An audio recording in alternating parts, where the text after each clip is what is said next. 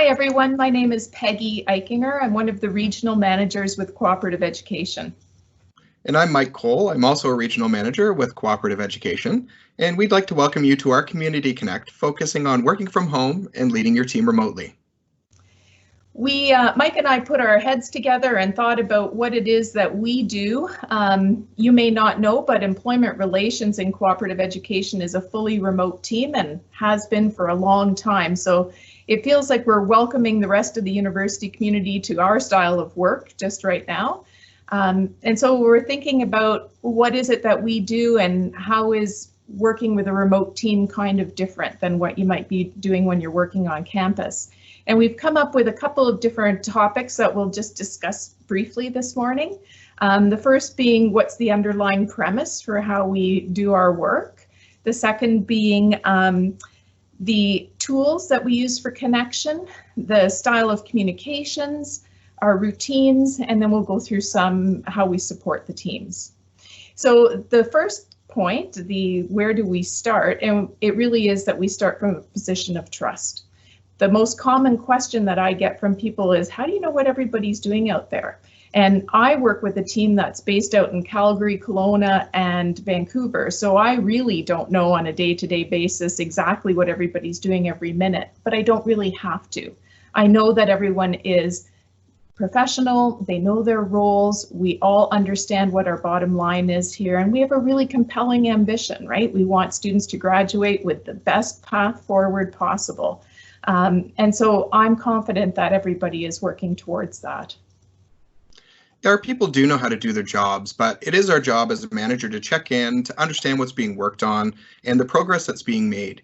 We have a variety of tools available to us to do this. So Microsoft Teams is a great tool that we can use for collaboration and to connect with people, to check in. We can also use SharePoint to save data and to see progress that's being made. Of course, there's email and phone as well. It's just important, though, that you check in to see how they're doing and to make sure that they understand what they're doing and that there aren't any questions or concerns that really you haven't addressed for them. It is important to make space to create personal connections with each member of our team so that they know that we're there to support them. And it helps you to know, again, what's being worked on and how it's progressing.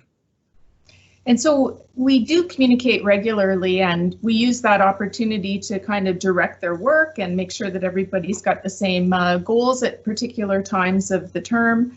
And we do that primarily through regularly scheduled one-to-one meetings with our teams. And I will have to say that I've used cameras on meetings for years now with my team, and I think it really does help to create more of that personal connection.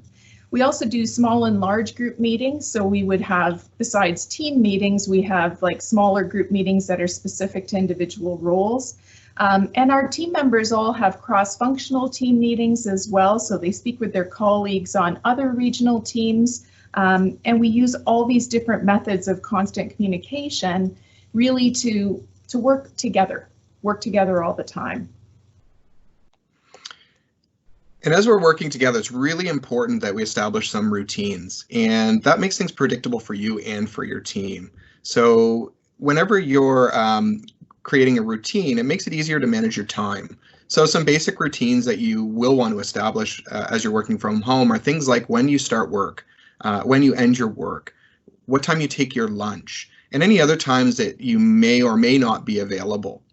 It is critical that your calendar is updated so that people know when they can and can't get a hold of you. It's also important to take breaks throughout the day. This helps to ensure that you're energized so that you can support your team in a way that's meaningful to them.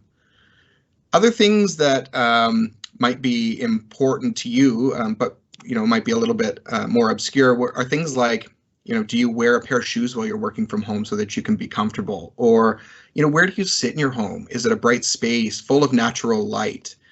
The more routines you have in your day, the easier it is going to be for you to separate your work and home life, which helps you to balance your well-being while you're balancing the well-being of your team and your productivity. I love the point about the shoes, Mike, because usually I have a whole herd of them right beside my desk so I can change them as I'm standing or walking around during the day and stay comfortable. I don't know why, but it helps me refocus when I have different shoes on. Strangest thing. The last piece is support. So we're here to constantly support our teams. It's important that we're available so that we can keep the barriers as low as possible so that they can get their jobs done during the day and properly support all of our stakeholders. It's also really important that we support each other. So we're constantly talking to each other and the regional manager level. We have our own meetings that we go to and discuss things with the people that we report into, but we're also a conduit of information. So we listen to what's going on with our teams that are working directly with our stakeholders. We feed that information up into the department as well so that there's great informed decisions being made with how we move things forward for cooperative education in general. And all of that cross-functional and top-down support is really critical to keeping things working well. It's really important to be ready to help your team and your colleagues. So there's a lot of uncertainty right now, and even things that seem commonplace in our normal work circumstances can really cause questions and concerns that really might not have been there before when you were physically working close together. It's really important that you have the right frame of mind and space to help your team when they need it and when it's meaningful to them. So just to summarize today, we talked about a few key points on how you can be effective with managing your team remotely. So start from a place of trust. Our people know how to do their jobs, but it is important to check in and create connections with them. It gives them a sense that they're connected to something, even though they might be far away from it.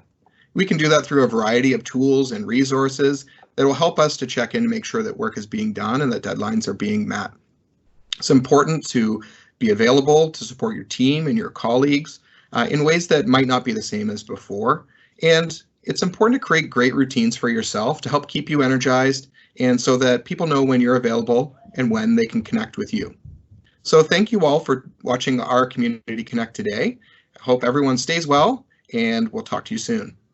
Thanks, everyone. Take good care.